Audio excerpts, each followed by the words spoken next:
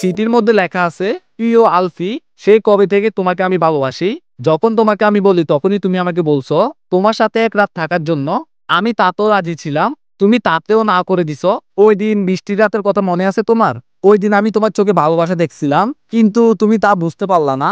আমি বাবার কাছে বিয়ের জন্য কিছুদিন সময় চাইছিলাম, বাবা কিন্তু কিছুদিন সময় আমাকে দিয়েছিল। আমি তোমাকে আমার করে পাই নাই। এক সপ্তাহ পরে বিয়ে আমার আমার খালাতো ভাইয়ের সাথে। আমি জানি তুমি আমাকে বন্ধু বলে মানো, তুমি পারলে আমার বিয়ের সময় আইসো, তুমি আমার সামনে দাঁড়িয়ে থাকবে, আমি তোমার দিকে তাকিয়ে কবুল বলবো আর মনকে এটা বলে সান্ত্বনা দিব। শেষমেশ তোমার দিকে তাকিয়ে তো কবুলটা বললাম। এইটি তোমার পথের কাটা আদিবা। চিঠিটা পড়ে সত্যি খারাপ লাগলো, চোখের এক কোনায় পানি জমে গেল, কান্না চেপে রাখতে পারলাম না, তাই চিৎকার দিয়ে কান্না করতে লাগলাম। ভালোবাসা কি তা আমি সত্যি বুঝতে পারি নাই, কখনো বুঝার চেষ্টাও করি নাই। না চাইতে যে ভালোবাসাটা পাওয়া যায় ওইটা সবসময় অমূল্যহীন হিসাবে থাকে। আমার সব অপমান সহ্য করেও যে আমার কথা ভাবতো সেই হলো আমার আসল ভালোবাসা। আমি কি করব? এখন কি আদিবা আমার কাছে আসবে? বা আমি বললে আমার কথা কি মানবে সে? সবকিছু কেন জানি না কুয়াশার চাদরে ঢেকে যাচ্ছে। মেয়েটা তো কোনো দিক দিয়ে খারাপ না, দেখতে মাশাআল্লাহ অনেক সুন্দর। যেমন তার চোখ তেমন তার চুল, তার ঘন কালো চুল দেখে যে কেউ মায়া পড়ে যাবে। আর অসহায় মানুষের পাশে নিজেকে বিলিয়ে দেয়। তার পরিবারের মানুষগুলো একই রকম। না না, আমি আমার ভালোবাসাকে হারিয়ে ফেলতে পারি না। যেভাবেই হোক আমি আদিবার বিয়ে আটকাতে হবে। সাথে সাথে রোয়ানার সাইডকে কল দিলাম, ওদেরকে ফোন দিয়ে বললাম আদিবাকে তুলে আনবো। তাও নিজের ভালোবাসাকে হারিয়ে ফেলতে পারবো না। কিছুক্ষণ পরে ওরা আসলো। সাইদ বলল দোস্ত তুলে আনতে পারবো যদি আদিবাপু রাজি থাকে। আমি বললাম আদিবা হয়তো বা রাজি হবে। রোহান বলল কনফার্ম করে তারপরে বল। আমি বললাম ঠিক আছে ঠিক আছে। আমি সাথে সাথে আদিবাকে কল দিলাম। আমি কান্নামাকে সুরে বললাম সরি আদিবা। আদিবা বলল সরি কেন বলতেছেন? আমি বললাম তোমাকে আমি বুঝতে পারি নাই। আদিবা বললো এখন তো তোমার জন্য ভালো হয়েছে, শুধু আমার জন্য কষ্ট কারণ হয়ে দাঁড়াইছে। আমি বললাম প্লিজ তুমি আমার জীবনে ফিরে আসো, কখনো কোনো অভিযোগ করার সুযোগ দিব না। আদিবা বললো মাফ করে দিও, এখন আর কিছু করার নাই। বাবা আমার বিয়ে পাকাপাকি ভাবে ঠিক করে নিছে, আমি বাবার কথার বাইরে যেতে পারবো না। আমি বললাম তাহলে আমার কি হবে? আদিবা বললো তোমার আর কি হবে, তাকে নিয়ে ছোট্ট করে ঘর সংসার সাজাবে। তুমি চিন্তা করো না, তোমার পথের কাটা হয়ে আমি আর দাঁড়াবো না। আর কখনো তোমার কানে কাছে এসে বক বক করবো না। তবে তোমার সাথে কাটানো দিনগুলোর কথা বলতে পারবো না। তোমাকে আরো 1 বছর আগ থেকে আমি লুকিয়ে লুকিয়ে দেখতাম, তুমি বাইকে করে তানিশাকে এসে নিয়ে যেতে। আমি তোমার চেহারার দিকে তাকিয়ে থাকতাম। রাতের বেলায় ভাবতাম তুমি যদি আমার হতে। তানিশার মুখে যেমনটা শুনছি তুমি অমনে ছিলা, কিন্তু দুর্ভাগ্যবশত আমার ভাগ্যটাই খারাপ ছিল, তোমাকে আমি আমার করে পাই নাই। কি আর করার বললো, আমার ভাগ্যটাই খারাপ। এখন আর কিছু করার নাই। আমি কাঁদতে কাঁদতে বললাম আদিবা তুমি জাস্ট আমাকে একটাবার সুযোগ দাও।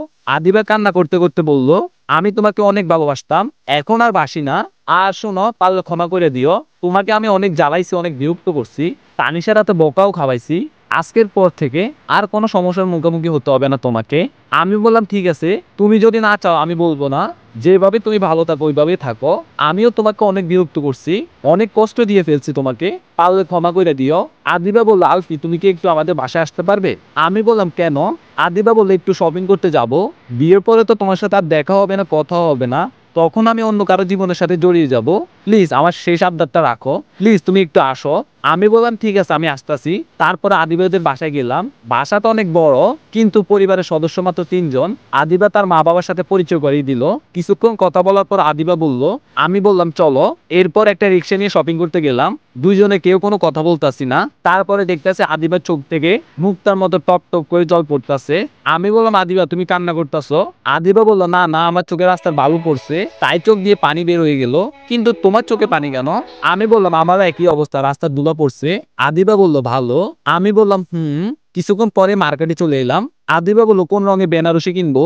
আমি বললাম তোমার যে রং পছন্দ হয়। আদিবা বললো তুমি বলো, তোমার পছন্দের জিনিস পরে আমি আমার স্বামীর বাড়িতে যাব। আমি বললাম লাল রঙের বেনারসি নাও। আমি বললাম লাল রঙের বেনারসি, পরনে হলুদ গয়না, আর কপালে মাঝখানে ছোট একটা টিপ, হালকা মেকআপ, চোখের মধ্যে কাজল দিলে তোমার স্বামী তোমার দিক থেকে চোখ সরাতেই পারবে না। আদিবা বললো ঠিক আছে তাই হবে। তারপর হালকা কিছু কেনাকাটা করে বের হয়ে আসলো। আমি বললাম চলো রেস্টুরেন্টে যাই। আদিবা বললো না বাসায় যাব। আমি বললাম তুমি না শপিং করার পর খাওয়ার না খেয়ে বাসায় যাও না? আদিবা বললো জীবনে অনেক কিছু প্রথমবার হয়, নিজের অভ্যাসগুলো পরিবর্তন করার চেষ্টা করতেছি। আমি বললাম ঠিক আছে চলো বাসায় পৌঁছাই দিই। আদিবা বললো চলো। তারপরে আদিবের সাথে তাদের বাসায় গেলাম। আদিবের আম্মু বলল আলফি বসো তোমার জন্য নাস্তা নিয়ে আসি। আমি বললাম না না আন্টি, আমার খিদা নেই। আন্টি বললো তা হয় না, তোমাকে খেতেই হবে। আন্টি নাস্তা নিয়ে আসলো, কিন্তু আমি একটা নাস্তাও খেলাম না। কিছুক্ষণ পর আন্টি বললো আলফি খাবারগুলো খাইতেছো না কেন? শরম পাইতেছো নাকি? আন্টিদের না বাসা, তুমি খাও, কোনো শরম নাই আন্টি তো। আমি বললাম না না আন্টি আমি ভিতরে নিতে পারতাছি না। আন্টি বললো তাহলে পানি খাও, তাহলে হয়তো বা ঠিক হয়ে যাবে। আমি বললাম আন্টি আমি আসি, আমার মাথাটা যেন হঠাৎ করে ব্যথা করতেছে। এরপর আর কোনো কথা শুনলাম না, সোজা বাসা থেকে বেরোই আসলাম। বিষয়টা আদিবা লক্ষ্য করছে। বাসায় এসে দরজা বন্ধ করে বাথরুমে 1 ঘন্টা দাঁড়িয়ে আছি। শাওয়ারের পানির সাথে চোখের পানি মিশে গেছে। একটু বেশি পাগলামি করার কারণে আজকে এই অবস্থা। সন্ধ্যায় বাসা থেকে বেরোয় নদীর পাড়ে বসে আছি। এমন সময় তানিশাবু ফোন বেজে উঠলো। আমি বললাম কিছু বলবি? তানিশাবু বললো হ্যাঁ শুন, এমন কোনো কাজ করিস না যার জন্য মা বাবা আর আমাকে আদিবার পরিবারের কাছে ছোট হতে হয়।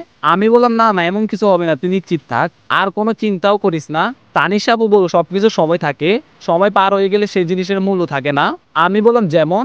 তানিশাবু বলল ওষুধ একটা জিনিস, তার যতদিন পর্যন্ত মূল্য থাকে তার প্রয়োজন ততদিন হয়, মেয়াদ উত্তীর্ণ হলে ওটার মূল্য হারিয়ে ফেলে। ঠিক তেমন তোর বাবা বাসারও একই অবস্থা। তাই বলতেছে আবেগের বয়সে কোনো সিদ্ধান্ত নিস না, আমাদের পরিবারের সম্মান নষ্ট করিস না। আমি বললাম এত জারি মারিস না তো, আমি এখন এত ছোট না। আর তুই ফোন রাখ, কাটা গায়ে লবণে ছিটে দিবি না, ফোন রাখ তুই। তানিশাবু বল আমার কথা মনে রাখিস। তারপরে ফোনটা কেটে দিল। কোনো বন্ধুকে কাছে আনতে পারতাছি না, একদিকে পরিবার অন্যদিকে পরিবারের সম্মান, না আর কিছু ভাবতে পারতাছি না। রাতের বেলা বাসায় গিয়ে বিছানার মধ্যে প্রথম জটপট করার পরেও ঘুম আসতেছে না, চোখগুলো অনেক জ্বালা পোড়া করতেছে তারপরেও ঘুম আসতেছে না, চোখে কোনো ঘুম নাই। সবাই শেষ পর্যন্ত অভিমান করছে। লাস্ট একটা জিনিস পাশে ছিল তা হলো ঘুম, সেটাও এখন অভিমান করে বসে আছে। ছাদে গিয়ে বসে আছি, কোনো কিচ্ছু হইতাছে না, তাই বাসা থেকে নেমে নিচে চলে গেলাম। দোকানে গিয়ে ভাবতেছি সিগারেট খাবো, কিন্তু আমি তো সিগারেট খাই না। তাই কিছুক্ষণ দেয়ালের মধ্যে 2-3টা বাইর দিলাম মাথাকে। পরে 2-3 কাপ চা খেয়ে চায়ের কাপ আসার দিলাম। দোকানদার মামা বিরক্ত হয়ে বললো কি হয়েছে মামা, এরকম পাগলামি করতেছো কেন?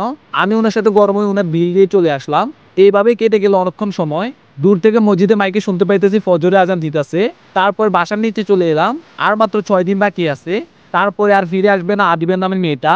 রুমে এসে গোসল করে নামাজ পড়ে বসে আছি।